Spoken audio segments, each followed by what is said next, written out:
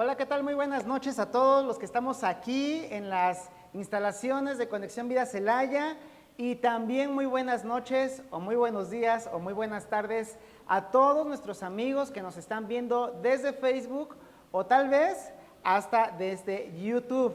Por eso es que saludo buenos días, buenas tardes, buenas noches, porque este tipo de contenido lo podemos ver a cualquier hora del día, porque se queda grabado en Facebook, porque lo transmitimos también o lo pasamos también allí a YouTube. Y es que todo lo que queremos hacer aquí en Conexión Vida está pues orientado a que todas las personas tengan una conexión con Jesucristo. Esa es nuestra misión. Los que somos parte de Conexión Vida saben que lo que queremos es conectar a las personas con Jesucristo. Pero también queremos conectarnos unos con otros y por eso es que esta serie que estamos viendo en este momento se llama La vida es mejor conectados. Y hablando de grupos pequeños, justamente hemos tenido ya con esta la tercera entrega de esta serie de La vida es mejor conectados y quisiera hacer un pequeño resumen de lo que hemos visto en las dos ocasiones anteriores para que se nos refresque un poquito la memoria, porque en la primera ocasión hablamos de el tú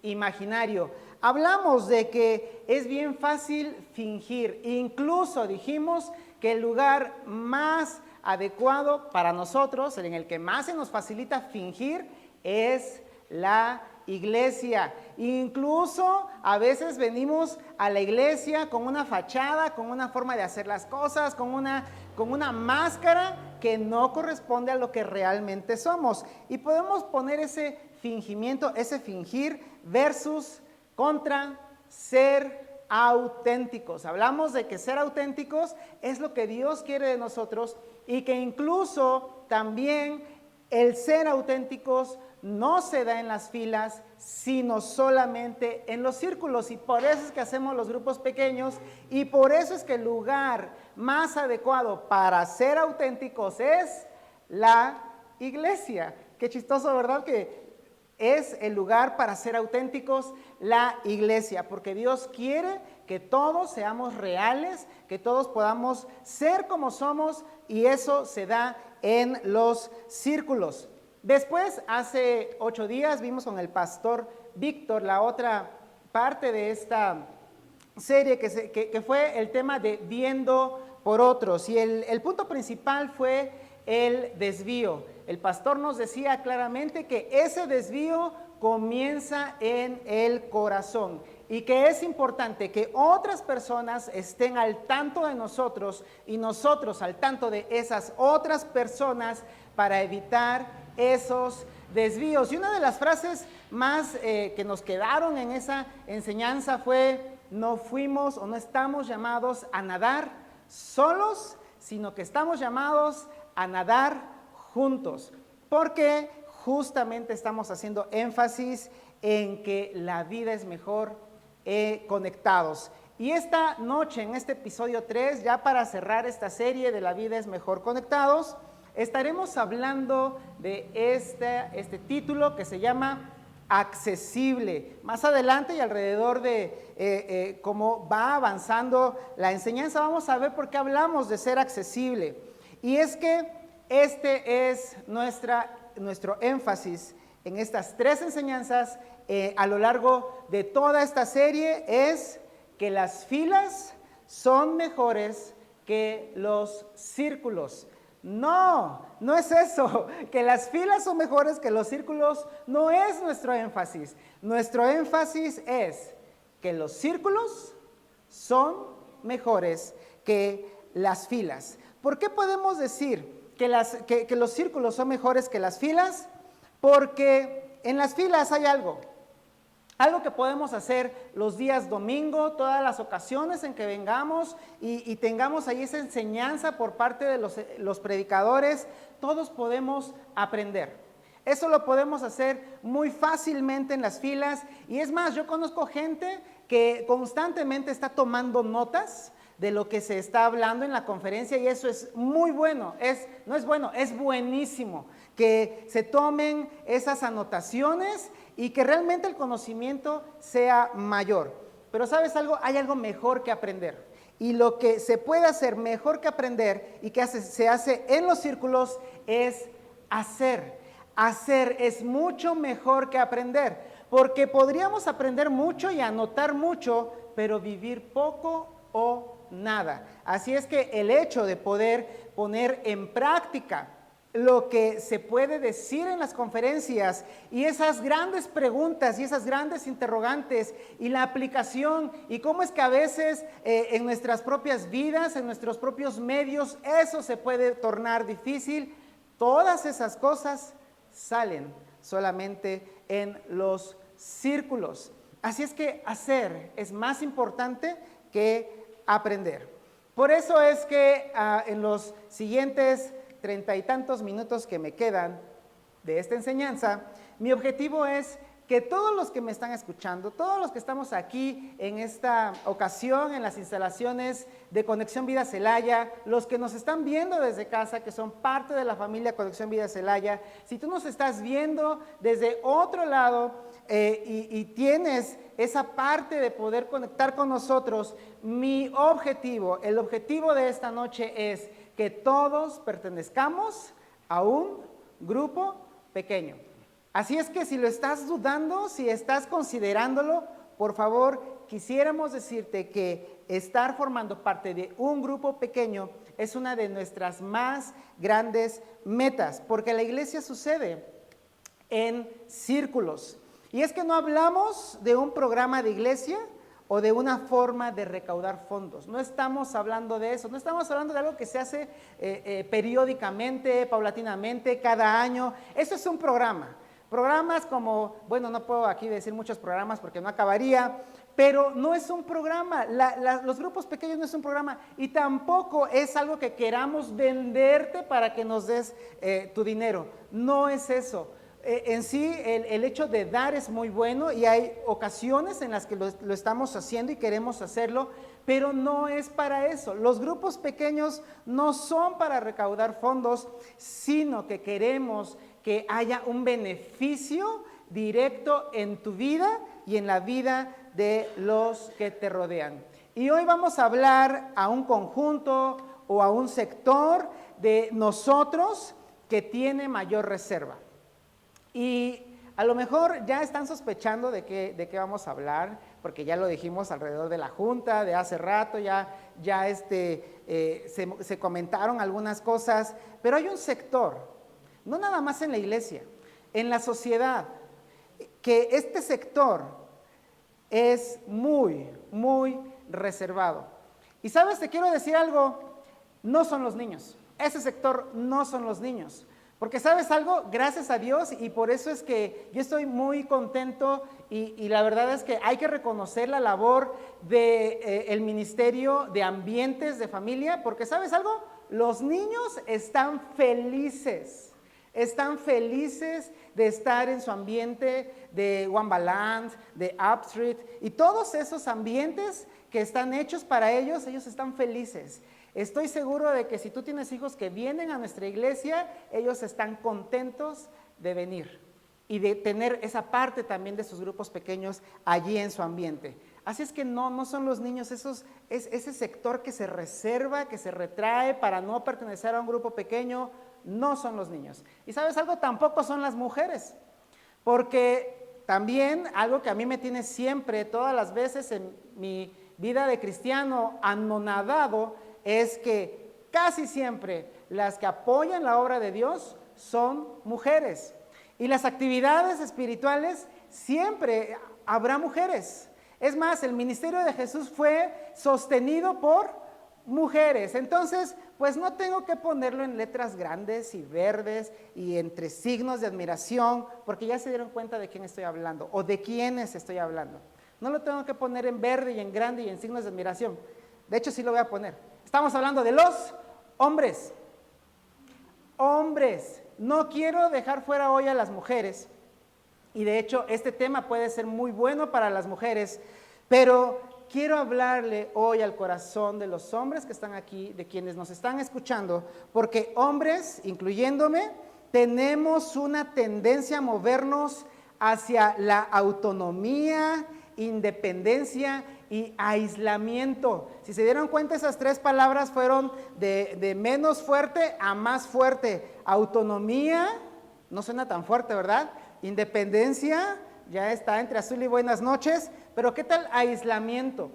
Los hombres tenemos esa tendencia natural por nuestra configuración, porque simplemente nuestro cerebro y nuestra forma de haber sido diseñados es totalmente distinta a la de las mujeres. Incluso puedo decir que no importa la edad, si tú eres un joven de 15, 20 años, 30, 40, 50, 60, esta es nuestra tendencia. Nuestra tendencia es al aislamiento, al tener todo bajo control. No me pasa nada. ¿A poco no? No tengo sentimientos. Yo no voy a llorar. Yo no voy a decir mis problemas a otros. Esa es nuestra tendencia natural como hombres. Y es que, fíjense nada más, ¿a quiénes admiramos? Como hombres, como varones, ¿a quiénes admiramos? Estoy seguro, porque no creo que solamente me pase a mí, estoy seguro que todos los hombres que están aquí han visto a ese varón de 40 años con una empresa totalmente consolidada y con mucho dinero. ¿Y quién no quisiera ser él? ¿Qué tal ese muchacho de 20 años que es un influencer y tiene ingresos tan fácilmente como poner nada más videos y todos decir, ¿cómo no se me ocurrió antes a mí? ¿Por qué yo no estoy en el lugar de él? Yo quisiera tener eso que él tiene. Y entonces, eso que nosotros estamos viendo, eso lo interpretamos la autosuficiencia como éxito. Porque esos casos de éxito de hombres, generalmente nos estamos comparando y quisiéramos ser como ellos. ¿Por qué? Porque ellos pueden hacer lo que quieran, cuando quieran, con quien quieran. Yo me acuerdo que alguna vez en mi época de estudiante en la universidad, recuerdo bien que uno de mis compañeros universitarios, estábamos allí en la parada del autobús de estudiambres, no había, ¿verdad?, más que para ir en autobús. Estábamos en la parada del autobús, allí sufriendo a que llegara el autobús, el calor, la gente, y recuerdo muy bien que vimos pasar un auto flamante, rojo, convertible, con los rines cromados, y adentro de este automóvil, un hombre de mediana edad, así medio joven, y junto a él, una bella mujer. Y recuerdo las palabras de mi compañero, así hasta yo. ¿Qué tal, no? ¿Por qué? Porque interpretamos la autosuficiencia y pensamos que ese es el éxito. Y entonces, justamente, pensamos o demostramos que estamos enojados o descontentos con alguien. Y muchas veces las personas que están a nuestro alrededor piensan que ellos son la causa de ese enojo. ¿Quiénes son? ¿Quiénes son los que están tenidos por huraños, por enojones, por no le hables porque viene de trabajar, no le hables porque no lo vas a agarrar contento? ¿Quiénes son? Los hombres. Entonces, estamos enojados, estamos descontentos y las personas interpretan que son ellas la causa de ese descontento. Pero ¿sabes algo? Estás enojado, descontento con alguien y ese alguien es contigo mismo. Estás descontento contigo mismo. Porque en ese ámbito de la comparación, de pensar que el éxito es la autosuficiencia y todo esto te está aislando. Estás enojado. Y la ira aísla, siempre aísla. La ira aísla. Y es que entonces nos empezamos a retraer, empezamos a ocultar nuestros sentimientos, empezamos a ocultar nuestras emociones, empezamos a ocultar lo que nos pasa porque la ira aísla. Y esto es el estribillo, este es el estribillo o la frase que consciente o subconsciente o inconscientemente nos repetimos. No soy lo que quería ser. Y el tiempo sigue pasando, el tiempo pasa. Quisiera ser un hombre con más dinero, quisiera darle más cosas a mis hijos, quisiera tener otra casa, quisiera darle u ofrecerle mejores condiciones a mi esposa. Es más, quisiera no tener esposa. Bueno, hay quienes tienen esa, ¿verdad? Pero bueno, no soy lo que quería. ¿Qué tal cuando empezamos a contar los días? Empezamos a contar las semanas, pero el tiempo pasa tan rápido que ya no contamos días y semanas, contamos meses y luego contamos estaciones y ya no contamos estaciones, contamos años y los años pasan y pasan y pasan y seguimos con la ira, estar inconformes. Y esto nos hace retraernos, cerrarnos y en cuanto a lo que realmente somos o lo que nos pasa, eso. Nos retraemos, lo escondemos. Tal vez estoy estereotipando un poco, o tal vez no, porque esto puede pasarle también a mujeres, o puede haber también hombres a los que no les suceda. Tal vez hay un poco de estereotipo, ¿cómo se podría decir? A ver, mejor lo voy a hacer así. Hay un poco de cliché para no meterme en problemas, ¿no? Ok, bueno, entonces, si realmente esto le pasa a la mayoría de los hombres, porque en el cerebro de los hombres no solamente hay fútbol, no solamente hay fútbol, hay mucho fútbol, ¿verdad? En el cerebro de los hombres, la verdad es que sí. No estereotipemos, no nada más hay fútbol, también están los carros y las motocicletas. Pero lo que quiero dar a entender es que en términos generales, los hombres tenemos este problema.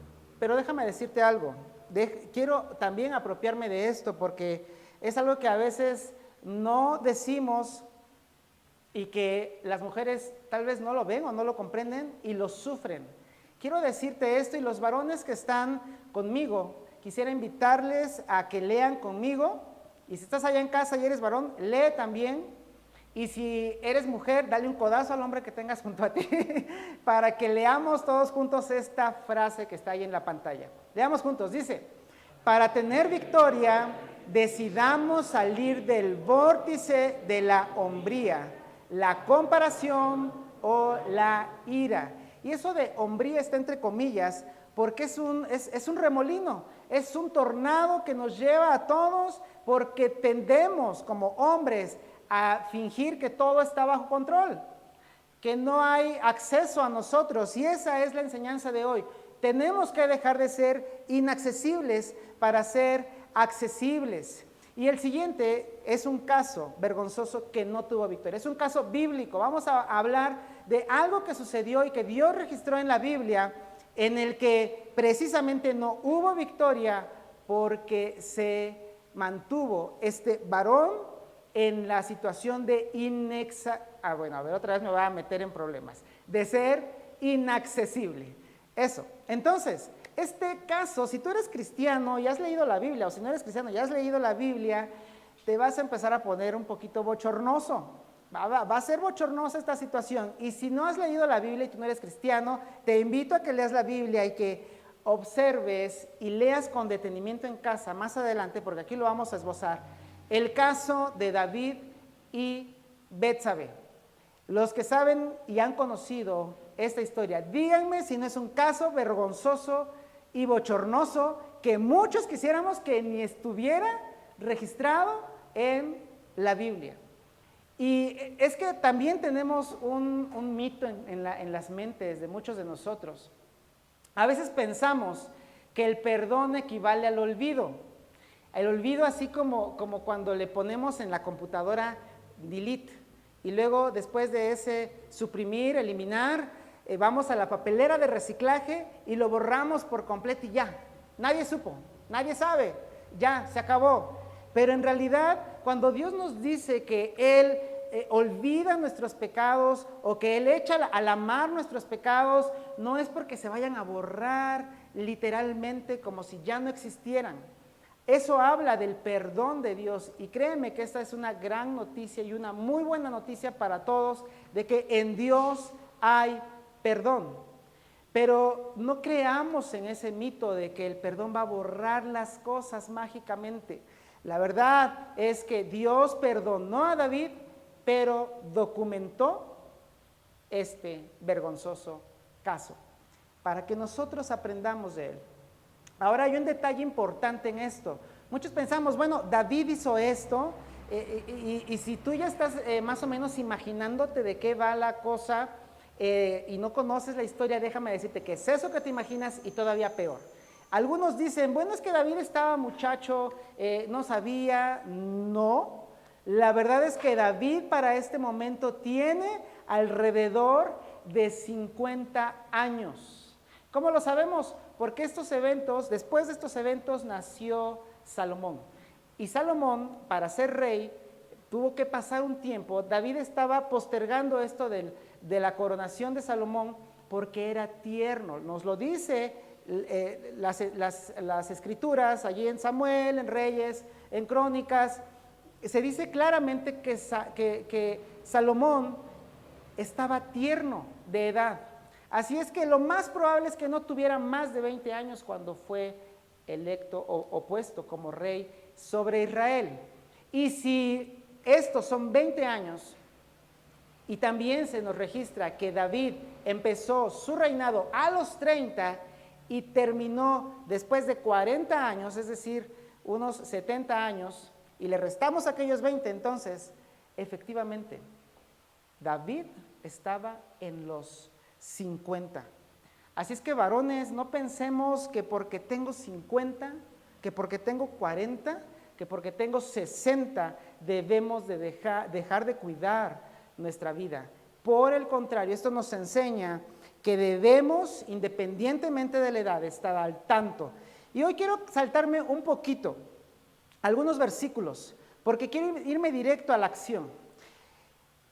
Podemos ver ahí en 2 de Samuel, este es el segundo libro que escribe Samuel, en el capítulo 11, versículo 2, cómo están sucediendo las cosas. Si me ayudas a leer, va a estar súper para que podamos entenderlo todos. Dice así: y sucedió un día, al caer la tarde, que se levantó David de su lecho y se paseaba sobre el terrado de la casa real. Miren, David, en este contexto, en términos un poquito mexicanos, en la mañana no hizo nada y en la tarde descansó.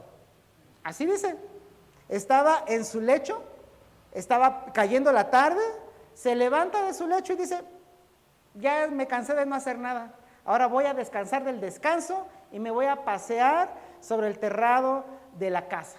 ¿Qué sucedió?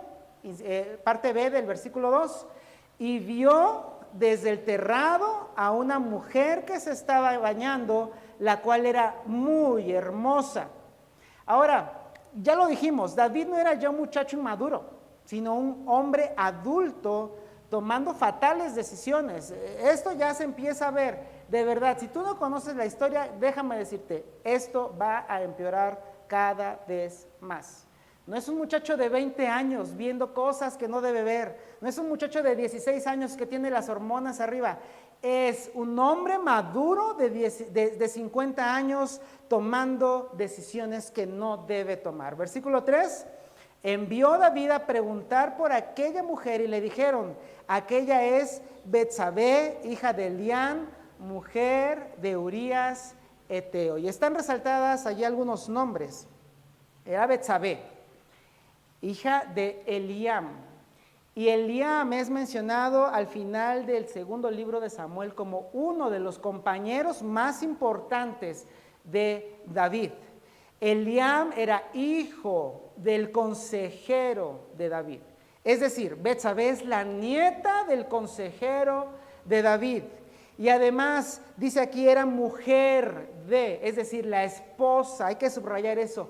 David es la esposa de Urías Eteo, que también está en la lista de los valientes de David, es decir, es la esposa de uno de tus grandes amigos, es la esposa de aquellos hombres, de uno de ellos que te han ayudado a pelear, que te han ayudado a tener grandes batallas, grandes victorias, que te ayudaron desde ser un pequeño pastor hasta ser ahora el gran rey. No es cualquier cosa.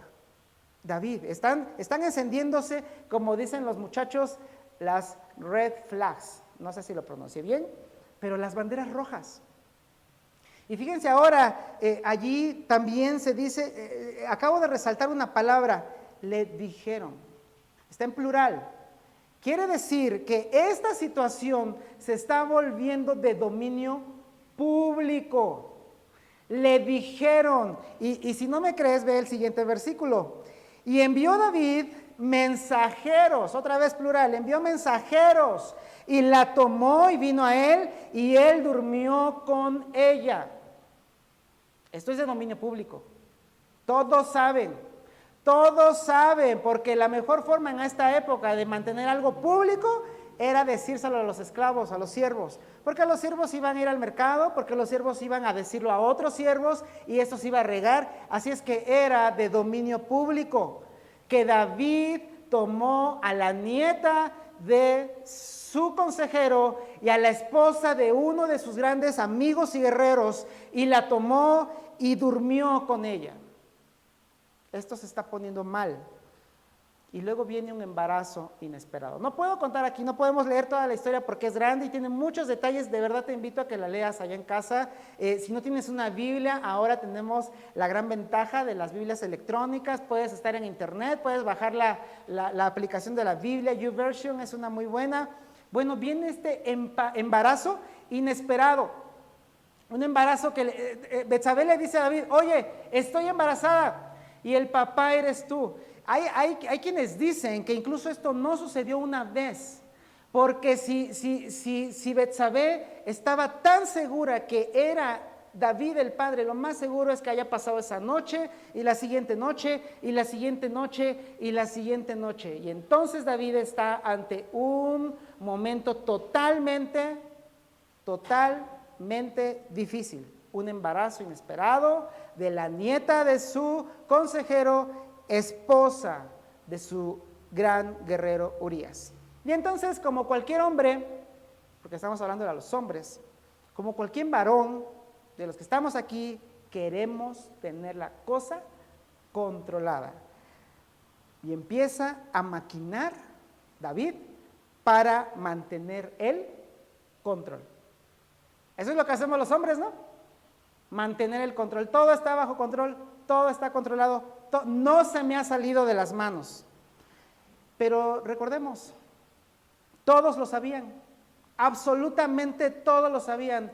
Y David tenía hijos ya mayores, recordemos, es un David de 50 años. Tiene hijos mayores. Y ¿sabes algo? Si todos lo sabían, David está perdiendo credibilidad y autoridad ante estos hijos mayores.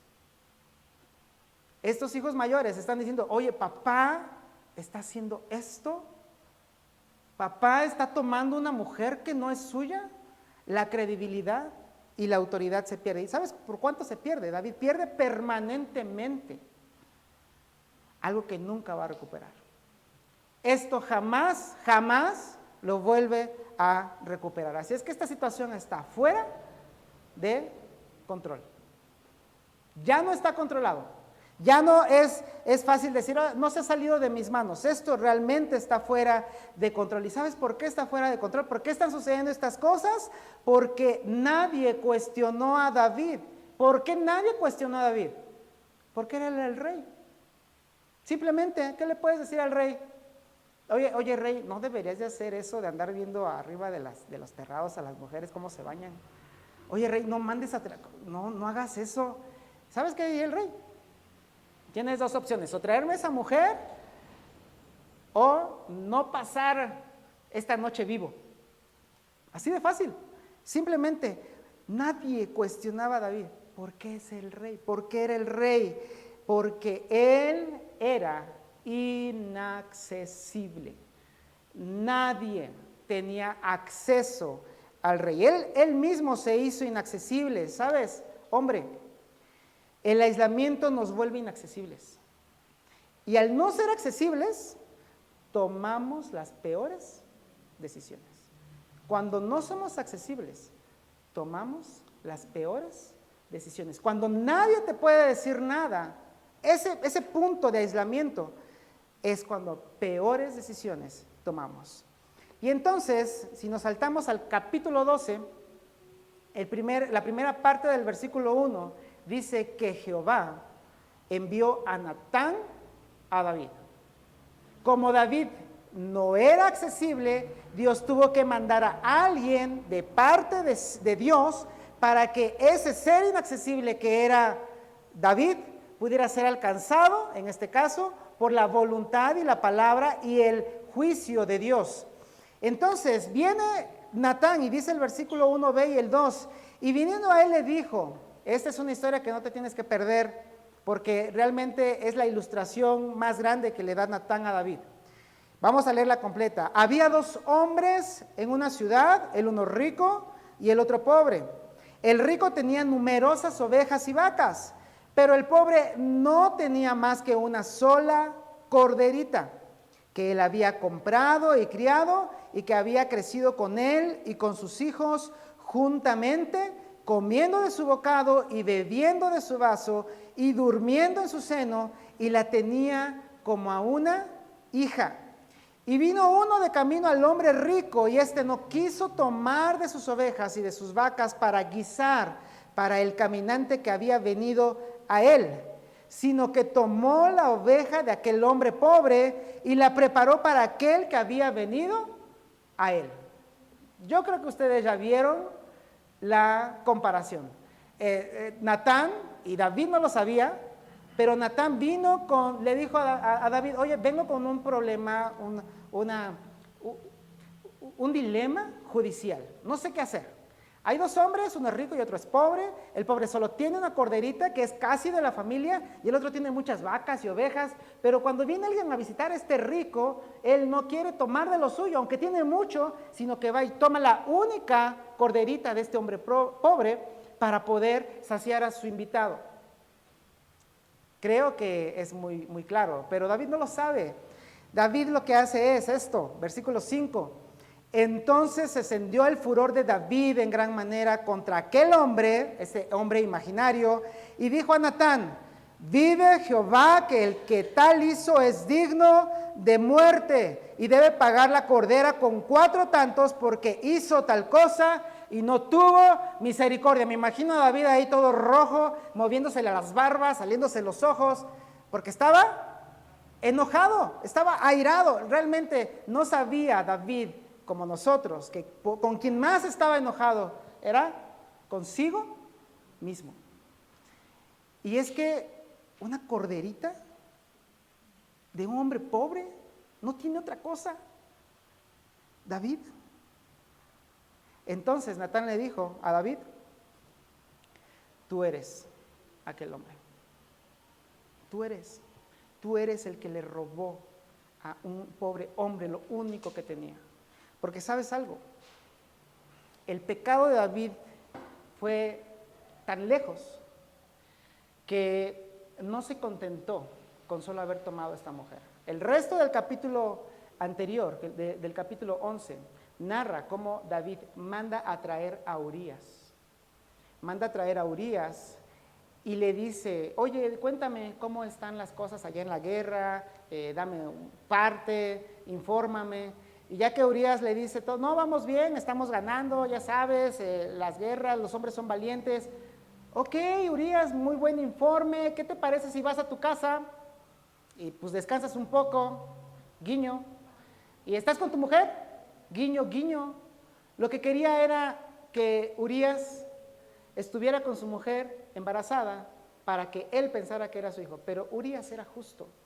Y él durmió en la puerta del palacio del rey con los demás criados, porque él decía para sí mismo, yo no puedo dormir en la casa, no puedo estar con mi mujer cuando el ejército del rey, cuando el ejército de Dios está peleando. Yo no puedo hacer eso. ¿Y sabes qué hace David después? Lo emborracha. Le dice, oye, mira, vente, vamos a tener un acercamiento más tú y yo, te voy a decir algunas cosas. Lo emborracha y en ese estado de no estar en los 5 sentidos, David quiere que vaya y que esté con su mujer. Pero aún así, Urías es más justo que David, porque él, incluso no estando en sus 5 sentidos, dice, yo no voy a hacer eso porque el pueblo, el ejército está allá peleando. Yo no puedo descansar en mi casa y estar con mi mujer.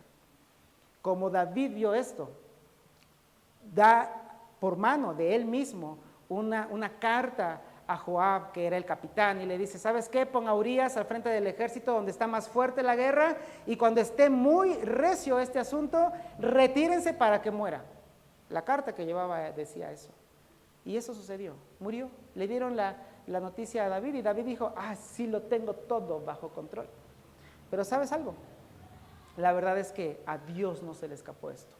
A Dios no se le escapó la maldad que hizo David, no solo de haber tomado una mujer que no era la suya, sino además de haber cargado con la sangre de un hombre justo, más justo que él inclusive. Por eso cuando David se enoja tanto y profiere, dice, es digno de muerte, Natán tiene que decirle esto. En otras palabras, lo que Natán le está diciendo es, tú eres ese hombre que acabas de condenar a muerte. Dios tuvo que enviarme porque te volviste inaccesible. Y por ser inaccesible, mira lo que has hecho. Eso es lo que está diciendo Natán. Tú eres aquel hombre, te volviste inaccesible, David. Y déjame decirte algo, todos sabemos esta historia. David se arrepintió. Y sí, Dios lo perdonó. Pero ¿sabes algo? Las consecuencias permanecieron. Ese niño, después de nacer, enfermó y murió. Las consecuencias están. Y Natán le dijo algo bien importante a David. ¿Sabes qué? Dios te está perdonando. Dios remite tu pecado porque te arrepientes. Y qué bueno, de verdad, qué bueno que Dios es un Dios perdonador. Pero ¿sabes algo, David? Ese niño va a morir. Y la sangre no se va a apartar de tu casa. Eso sucedió. ¿Sabes qué? Los hijos de David, esos hijos a los que ya no tenía respeto porque lo perdió la autoridad delante de sus hijos mayores, esos hijos peleaban unos contra otros. Incluso alguno de ellos se sublevó contra su propio padre, contra David, y David fue huyendo de su propio hijo porque su propio hijo lo quería matar. E incluso eso que él hizo en oculto, de tomar una mujer que no era suya, sus hijos lo hicieron a la vista de todos, estando con las concubinas de su padre. Así es que las consecuencias permanecen.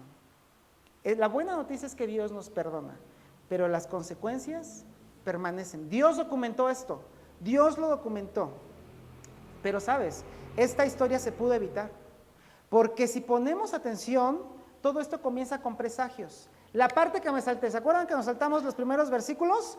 La primera parte del 2 de Samuel, capítulo 11, versículo 1, dice, aconteció al año siguiente, en el tiempo que salen los reyes a la guerra, que David envió a Joab, y con él a sus siervos y a todo Israel, y destruyeron a los amonitas y sitiaron a Rabá. Pero David se quedó en Jerusalén. El tiempo en el que los reyes salen a la guerra. Esto es la primavera. ¿Por qué? Porque ya no hay lluvias. ¿Por qué? Porque hay suficiente alimento para alimentar a los guerreros. Ese tiempo en el que los reyes incluso deben salir a la guerra, David decide quedarse a descansar por las mañanas. ¿Cómo era? Dormir por las mañanas y descansar por las tardes. Eso hizo David. Se quedó en Jerusalén.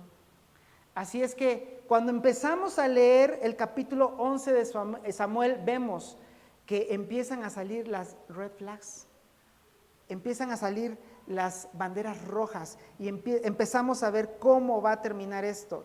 Y es que David se metió en problemas, no por ser tentado, porque todos somos tentados. No se metió en problemas por una mujer hermosa, porque hay muchas mujeres hermosas, sino porque a propósito decidió aislarse. Él solo decidió aislarse. Cuando debió ir a la guerra, cuando debió acompañar a aquellos que daban su vida por él, inclusive, decidió quedarse a descansar. Se aisló del único grupo de hombres que tenía acceso a él. Porque cualquier rey que va a la guerra se vuelve accesible. Estar en la guerra cambia la vida. Qué bueno que hoy en día esto de las guerras es un poco menos común para nuestros jóvenes o para algunas de nuestras generaciones. Si vienen guerras, la verdad es que sí hay guerras, pero al menos aquí en nuestro contexto en México no estamos muy enterados de estos, pero la verdad es que la guerra cambia a las personas. Y estar en la guerra te hace accesible, hace que incluso si eres rey, te vuelvas otro en cuestión de tus relaciones. Y entonces, como eres accesible con los guerreros, con los que están hombro con hombro peleando contigo, entonces eres accesible y entonces pueden decirte, oye, ¿qué te parece si hacemos esto? ¿Han escuchado eso de un rey? Toma consejos. En la guerra un rey toma consejos, se vuelve accesible. Los hombres valientes que estaban junto a él pudieron haberle dicho, ¿sabes qué, David? Esto no. Eso es ser accesible. Y ¿sabes algo, varón? Esto quisiera que lo repitieras en tu mente. Y también en voz alta, ¿qué tal si lo leemos, varones que están aquí, allá en Facebook, en YouTube? Dice así, la autonomía es un mito, una trampa, un objetivo indigno. Esa es la verdad. Pensar que tú puedes solo, pensar que nadie debe saber, pensar que tú tienes todo bajo control, pensar que no debes darle explicaciones a nadie, que no debes darle cuentas a nadie. Esa autonomía es un peligro, es una trampa, es un mito y es un objetivo indigno. Y hoy la pregunta para todos nosotros, hombres, es esta: ¿estás dispuesto a dar acceso a personas que procurarán tu bien? Gracias a Dios que en Él hay restauración. Hoy, no importa tu condición, no importa tu etapa de la vida, no importa si tienes 16, 17, 20, 40, 50 o 60, 70 o más, estar en un grupo pequeño te hace accesible. Y que otros hombres te digan, esto no, no vayas por aquí. Amigo, esta es una bandera roja. Te vuelve accesible. Y ser accesible nos evita muchos dolores de cabeza. Así es que sí, la vida es mejor conectados. La invitación es a que todos los hombres y las mujeres y los jóvenes, los niños, tengan un grupo pequeño. Que Dios nos bendiga, gracias a Dios por esta serie, y el reto es, vivamos conectados y estemos en los grupos pequeños de nuestra hermosa familia Conexión Vida. Que Dios nos bendiga.